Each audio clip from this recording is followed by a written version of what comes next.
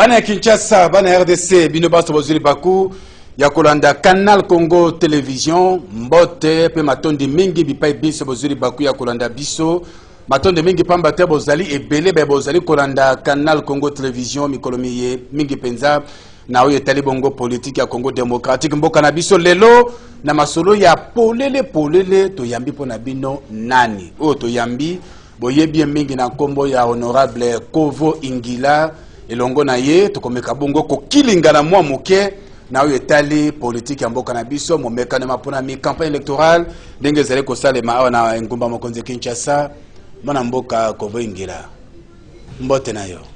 Bote na yo ndeko journaliste. Honorable Ingila Bokondo Kovo bonio. L'homme du peuple. Qui miezali? Nani kasazanga peuple? Hein? Nani kasazanga peuple? Keba musuba za na base, biso za peuple. Kana l'homme du peuple. Voilà, elongo na mwana mboka Kovo Ingila nde tokomeka mako kabula makanisi na oyo etali mboka na biso Congo ndenge tozali kolengere mapona le 23 décembre 2018 tokoyeba nani akolonga pona kokitana na Joseph Kabila Kabange pambate likambo nyonso la mokili ezalaka ne bandele ezalaka pe na suka likambo ezanga suka na mokili ezalaka te bokonzi bandaka bokonzi pe suka kayambala oyo si okomi na suka tozali kozela nani nde akokitana na Joseph Kabila Kabange. Alors yambo penza te mwana mboka Kovo Ingila apesa biso biyano na metuna to bangisi pona ye bomoni na kati ya plateau na biso awa moronjambe bandeko bazali misato bango basato babali baye na bibetelo na bansinga bandeko mbote na bino pe voilà bino boye pona koyemba voilà to pesi bino nzela kasi babeta mbo nkunga moko na kanisa zele orchestre Kovo Musica. Kovo Musica. Voilà. Thank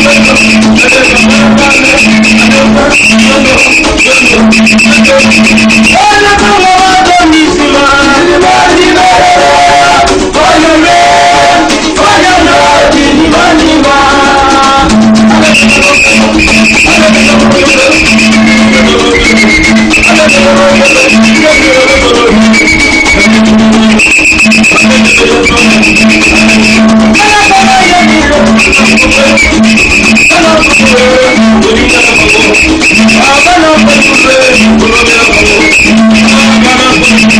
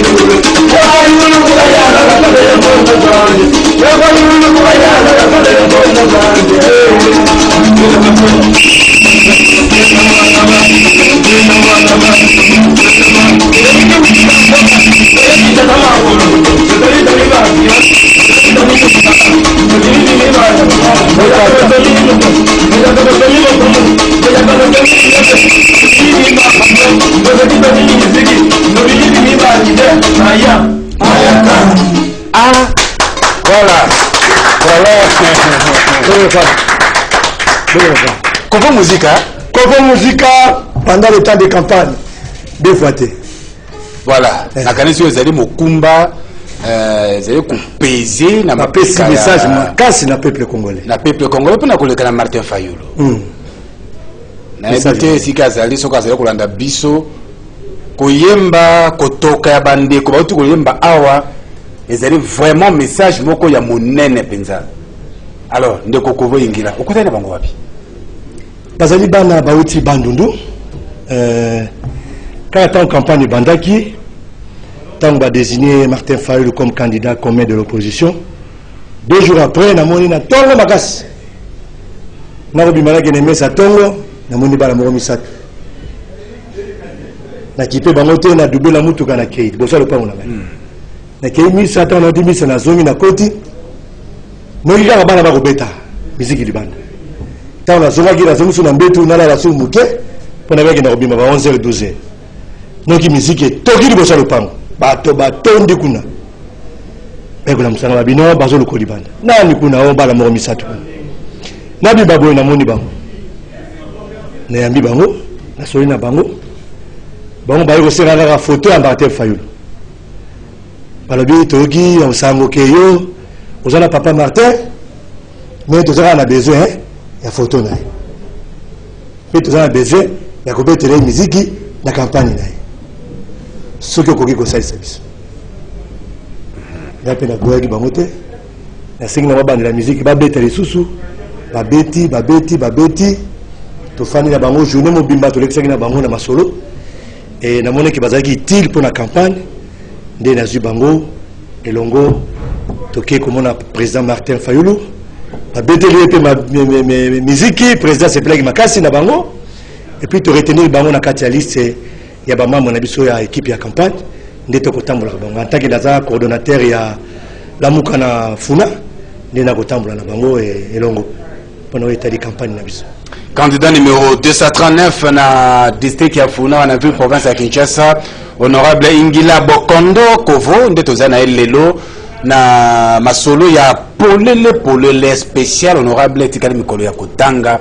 poto le cas vraiment na mokolo yango bana mboka bazali kozela ya kokende na babiro ya sende pona kopona bino balobeli ya bana mboka pe kopona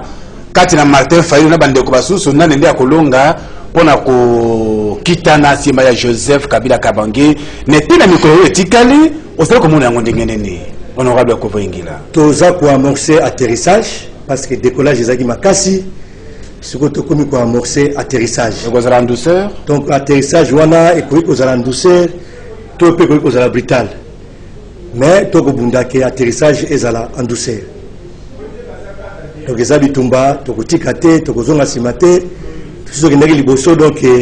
sur le talisima, vous avez la kilimabe, tout ce qui est kino date ya le 23 ya kotia habilité na ine ya komona nanga ko programmer Martin Fayulu Madidi le vieux Diatabao comme étant yo muto kolobisa nanga te nana ko chef de l'état ezali ko bimana ba urne ndeko yebisa na kona corner nanga sondage mutabimi ezali mutu songolo mutu pakala sondage c'est lobby par rapport à sondage tout le monde qui a déjà élu distriction ko sala wana sondage ya bino batala muka te sondage la muka déjà sondage ya peuple congolais tout le monde ndenge bato batamboli ndenge ba ke salemi partout Martin Fayulu Madidi aleki bayambiye sans dissection sans problème peuple congolais a payé confiance à yambiye comme si azaki leader ya kala mais ya botomika lelo donc à 3 semaines à du poids politique n'a pas ancien politicien bazala poids oyo azana lelo te donc c'est dans sondage c'est lobby wala za sondage ya peuple za sondage moko naturel bakelaki Suisse abeti bango baké 4 abeti babamisi 7 abeti ibona la baponomi atamboli campagne aniati odi ataba wazoniata atabo bandeli 100 fois abeta kaka donc sondage c'est lobby peuple à s'exprimer donc ayebi nani nouveau président naye et tikali ka la responsabilité à Seni après ça biso ba résultat provisoire parce que ce n'est pas un résultat provisoire cour constitutionnel et à côté ça biso ba résultat définitif mwana mboka abanda mosala basala remise de prise nande Kabila ya koganya mokolo wana po nana yebane tezelo kola mwana zana libumu ya mama tibita kobota mwana mobile to mwana mwasi mais to kopesa ya kombo nini échographie et l'accès déjà échographie ne sala que ça la leeti no biso échographie c'est la gisike échographie électorale c'est la gisike za Martin ce que tu sais déjà leeti tu sais déjà leeti to c'est là le 23 Martin abotami le 25 tobimi na hôpital toye na ndako obika ndenge zalaka est-ce que donc ya pe ko bima na hôpital ndenge nini papa libota nyonso bana quartier basepelaka Martin Fayulu ko na monoko batoko la eteni alipa ya moto mutrenga zo eteni ya ati na monoko est-ce que akozwa makoki okoma na Congo central na ancienne province ya Bandundu aza déjà présentement na Bandundu ayaki ya lobby asalaki escale na aéroport Andili akoti mbala moko Bandundu azana Bandundu présentement azoko tambola azoko sillonner mercredi ndi akobima Bandundu na nzela motuka akoya na Kisasa et pas wapi tokoyamba ye na stade du 20 mai et si ka ete tokani ke bana Kisasa nyonso ya 4 fédérations Changu Moamba Funa Lukunga tokozala pona meeting ya kafu topambola papa Martin parce que jeudi na tongo akozwa susu motuka pona kokende ba Congo et si ka wapi akokende ko clôturer campagne oyaye le 21 décembre. Honorable Mapona Miyango oyoza liboso na biso bana mboka ebele ko banda na Kinshasa pe ko lekana ba province bazali na posa ya alternance mbongo ne koka kosalema balingi komona bataille est-ce que c'est nécessairement alternance égale et longi mosusu ou na position contre na pouvoir et que peut kozala mutu ya pouvoir à longwe mutu ya pouvoir pas remplacer alternance ezali nouveau régime ezali ko changer ba individualité ko changer chauffeurité eza régime à siké côté régime wa kala ebi balonga la gestion équipe à siké côté la gestion nini siko peuple congolais ko zela et pas ya Martin Fayulu ko ça la différence na ba bazeli ko kamba mboka lelo différence la biso na bango ezali na niveau ya programme pour la première fois tous candidat ou azali da programme commun avant à la désigner candidat commun tout de suite élaborer un programme il y a ba candidat nyo surtout to teki programme moko programme wana ndeko développer Congo en tout cas la senga qui na niveau ya imprimerie il y a dynamique de l'opposition basa la exemplaire rebelle tout ce cela qui exemplaire il y a 100 jours il y a papa Martin Fayulu le vieux Diatabao pendant 100 jours ba mesure o ya zwa qui a reçu pendant 100 jours mais tout ça la photocopie il y a programme il y a candidat la biso commun opposition Ils allaient programme combien pour le développement à Congo. Toko Kaburango na ba secteur na biso nyo surtout esika toko tambola bato nyonso bazana copie nango bayeba ko maniola kayango malembe bayeba nini Papa Martin nini opposition nini lamuka nini dynamique kani ko sala pour le développement ya Congo na 100 premiers jours. Donc na 100 premiers jours tu dois kanisa ko sala zelo kama longa ko kotala le londenge mboka izali 100 jours ya pamba ko sala nini na 100 jours to sera to ba mesure to kozwa toko sécuriser dans nous est sika ba ko beta ba ko boma ogi ndeko Martin lobaki toko zwa kan kokolo et ko kenena est pour na ko sécuriser peuple congolais biso to ko investir dans citoyen to ko tangisa bana to ko former bana to ko former bilenge pour na Congo ya lobby to ko bongisa social to ko développer mboka to yona te pour to tonga ba immeuble to yona te pour to tamba na mituka binene to dikamba mituka mikamba bandako to zona tina na ngote. Ils ont préoccupé biso na programme na biso zali développement ya Congo. Ezali programme moko papa journaliste soko tangi yango en tout cas na biso soko critiquer. On a finga Papa Martin a finga programme na. On a contredire biso a na programme contraire à wana. Mais au moment que soko tali bandeko mususu wana au tali de gauche à droite bazaka na programme moko. Lutte contre la pauvreté na Chadari. Lutte contre la pauvreté na côté mususu kuna. Donc mususu wapi? Bandeko likama bandeko likaba bazana lutte contre la pauvreté comme programme na bango bandeko ya FCC bazana la lutte contre la pauvreté na côté la bango donc FCC allié bazana programme moko bazo vulgariser mais l'unique programme il y a opposition ezali oyo Papa Martin azoko kamba comme étant candidat commun de l'opposition et ça c'est mon monene donc il y a comme on a opposé à Sangani peut passer le programme moko pour le développement en Mboka lokola ba faut ça la confiance lokola ba leader na Kinshasa pe na Congo au moins te que bo rater occasion penza ya malamu ya kokende tumba bino nyonso lisanga au moins te que ko kabana bino et appelle kama pour na opposition honorable Kovo Ingila bon kolonga la opposition et ça la kamate parce que kolongwa te pa bande kuba bozala ke lisanga bokabwane nde te to bokabwane wane comme likama pona bino pe pona bana mboka bande ko balonga na opposition bake wapi bakomi ba allié à FCC c'est ça la vérité wana yonde et ça la passe mais c'est une vérité et la vérité ce qui position politique nangai et comme position moko na bato FCC ça veut dire na komi allié à FCC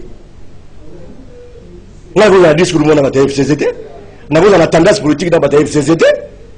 Les gens qui ont critiqué la machine, FCCT comme sa machine, les gens qui ont comme sa machine. Basé la position. Pourquoi le programme de la Bango est allé lutte contre la pauvreté, lutte contre la pauvreté. Tamba qui na Congo les qui mobola ce que les qui de l'eau Congo est pays pauvreté. Congo est à quitter belé. Mais ba kambinde basé la volonté à conseiller sa Congo té, ya conseiller sa bana mboka té. Pour ceux qui sont ici Congo, on peut faire ça. Ceux qui sont maï, qui sont courant, na Selembao, na Bumbu, na Makala, courant, ils ont raté, maï, ils ont raté. Ceux qui sont yango, on sait ici bas na Congo. Bakola na la courant, bakola na la sécurité, bakofa na malam. Mais au plus bel bas na Selembao, bas na Funa nyos, au plus bel bango maï na courant. Bas na insécurité, bakola na la passi, bakola na la difficulté. Érosion et paille. Donc gérer mboka pendant 17 ans, beaucoup plus appelé dauphin. On a appelé dauphin mais bonjour de faire peut c'est comment niao Chadar cha wana yomo to bongolia oui les a de Chadari Chadar Ramazani Chadari Emmanuel wana za to fika ka kombo Chadari cha niao ri loso dikambeza bo biso candidat lo lengo wana to sa bene to kulia ye tele le biso sala te to sindika ka kania mbeli na lutu te to chenju mu wana to chema ya moto to ko bobola to die calme. Donc, à ce moment-là, il y a un moment de la vie que Bakanisaki, tu as pesé, mais tu continues, tu changer la donne dans le Congo. Et ça, et l'eau Congo, ils ont troublé, na mindele, na baïn, de pas comprendre l'été, l'amour que zanini, dynamique zanini, Papa Martin a composé nanini. A composé dans la matière de belé. Au sol, nous comprenons, il y a il y a farafar. Merci beaucoup. Le 23, ils ont aussi gâté honorable. Tokendena maponami mokolo lo mingo ezali koya discours na bino pour la machine à voter na moya le zani biso tolingi to voter na machine té siko boko sala biso to voter na bulletin na ndenge nini na oyo tali maponami le 23 sur le temps de calendrier électoral, au moment où bulletin est prévu. Donc ça, le déploiement de la bulletin dans la circonscription na Congo. Déploiement de la bulletin est allé. Ceux qui ont déploiement de la bulletin, tu vas te gagner ma polomité. Comme ils ont le calendrier déploiement de la bulletin est allé. Mais si nous avons un double langage, même pas double, mais multiple langage, tantôt on a besoin d'une imprimante, tantôt on a besoin d'une machine ordinateur, tantôt on a besoin d'une machine nini. Et ça, c'est l'option. Le cas où on a une option. Le lot, il y a la confusion. Autre machine, une machine. Non. Vote électronique est interdit dans le Congo. L'électoral est boy, vote électronique. Bisopé boy, vote électronique. Vote électronique est le banane. Qu'on vote dans la machine. Si quoi yo, tu peux voter dans le bulletin. Tu as eu bulletin, tu as coché, tu as na il. Il n'est après que vote. Basali déploiement, il y a une, il y a un bulletin, babimisi va compter, basisi va compter, bulletin de la urne, batie ba résultat na PV. Ndé ba témoin, ba signer na observateur, ba signer PV, signer une copie moko, ba témoin na ba observateur, ba copie moko, toujours une ndako. Ata comme si nango na awa na Kinshasa au moins 90%, et zika ki na moto et yo mona ki awe ziki. To yoki. Honorable, ça mon père na Kinshasa, mon père. Au moins to yoki. Aux abonnés. Tozalaki na awa na Kisasa balakisi biso masini eziki na Gombe awa kama balakisi eziki na biso awa ya seni oh machine ya machine eziki Corneille Nanga boucle kuta machine eziki au moins 8000 machines à voter eziki résultat du avant même banquette problème là bon tu penses quand même confiance na mokambi ya seni machine eziki toza le 20 est-ce que machine est élection toza le 23 Songa bana ya lamuka o bazela ko na biso to komi le 23 na tongo bato fo ba kende ko voter mwana ya lamuka akoti na bureau ya vote akuti machine ya Corneille Nanga liboso na ye a voter to a voter te a senga bulletin pour biso ba candidat to voter ka pe bato liboso biso ba candidat to ya ka to voter. Tu as des femmes te poser de faire un acte. Tu as voté, tu as électé. On a voté Ndego Martin, numéro 4, et puis on a voté 239. On a voté Kovo Ingila, Yewan. Les chouchous du peuple, Yewan. Tomalanda Junior, Yewan. Les Bessengane Moukomanzo, Yewan. Donc, on a voté 239, on a voté numéro 4, on a bimi, on a sonné Nandako. On a fait parce que on a vu dans la biso to traîner la foule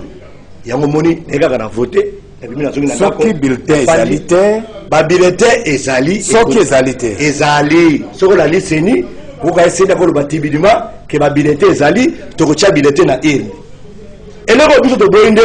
vote électronique ba transférer ba résultat d'une manière électronique to boy yango ndenge lo boy nini mais ndenge ba papa épiscope ba boy ezana mécanisme de contrôle té yo voter la machine siko ba résultat zawana batinde na seni yo est-ce que batinde ba résultat so to alukuta oko contrôler ngo ndenge oko contester ngo ndenge ni oko compter nombre ya vote na machine ndenge ni on a raison 5000 votants 10000 votants oko vérifier ndenge ni mais na bulletin so ko voter au na ine après vote ba contact bulletin ne ba bi ko calculer nombre de voix na yo yango to lobi machine to lingi yango te to ko voter na bulletin c'est ni ka yebi ke to ko voter na bulletin donc liko kumeza place wana te ko sala mbilinga batumbi bo basali bo le 23 batumbi te eziki incendie salami mais batumbi ba ko tumba résultat ya enquête moto to la pas matin c'est là de moto ba tchemo moto batumbi donc batumbi donc mais biso to yebi ke le 23 to ko ya ko voter papa Martin to voter papa Kovo et puis le 25 qui va résultat provisoire de Bimi to fêter nango bonne année na bi que cours de traîner les 30 et les 31 après ces résultats définitifs to fêter nango bonne année après le premier ndé total sikoyo noni remise de reprise de la parole de la nation na parole du peuple to na stade de martyr pour ndeko kabila ça la remise et reprise na ndeko Martin na bandi pour na ngai il faut ça le stade de martyr peuple atondi aya pesi biso au revoir à Keimbo te asuka mais